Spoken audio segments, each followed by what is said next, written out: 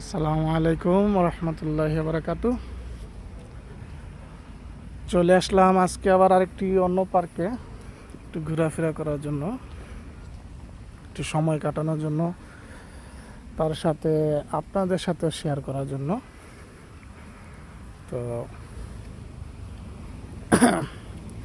কেমন আছেন সবাই? আশা করি ভালো আছেন। তো যে যেখান থেকেই আমাদের এই ভিডিওটা দেখতেছেন বা দেখবেন, প্লিজ লাইক কমেন্ট শেয়ার করে দিবেন প্লিজ। এবং এই পার্কের অদ্ভুত একটা ইয়ে আছে, যেমন এখানের নিয়ম কানুনটা,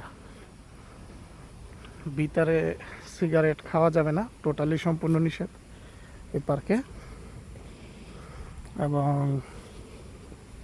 যদি কেউ খায় সেক্ষেত্রে 5 থেকে 10,000 টাকা জরিমানা, 2 বছরের জেল। নুর ইসলাম, উঠতে পারো না ভাইয়া? হ্যাঁ, উঠতে কষ্ট হতেছে তোমার? ভিডিওটা ফেসবুকে ছাড়বো এবং ইউটিউবেও ছাড়বো। তো বিদেশ কেমন লাগতেছে তোমার কাছে?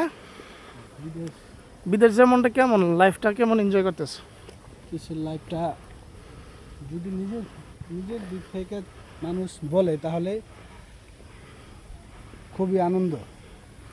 আর যদি আবার ফ্যামিলির চিন্তা ভাবনা করে তখন মানুষ খুব কষ্ট করে, কারণ নিজের বাবা মা, ভাই বোন, আত্মীয় স্বজন, ছেলে সন্তান রাখে বিদেশ আসতে হয়। এত আপনজন থুইয়া বিদেশে আসাটা খুব কষ্ট। আবার নিজের দিক দিয়ে চিন্তা করলে অনেক এনজয় করা যায়, এদিক দিয়ে আবার ভালো মন্দ দুইটাই মিলে। ঠিক, আসলে প্রিয়জনকে রাইখা আসাটা খুব একটা কষ্টের বিষয়। তার ভিতরে অন্যতম হচ্ছে বাপ মা এবং সন্তানদের, তাই তো? অবশ্যই।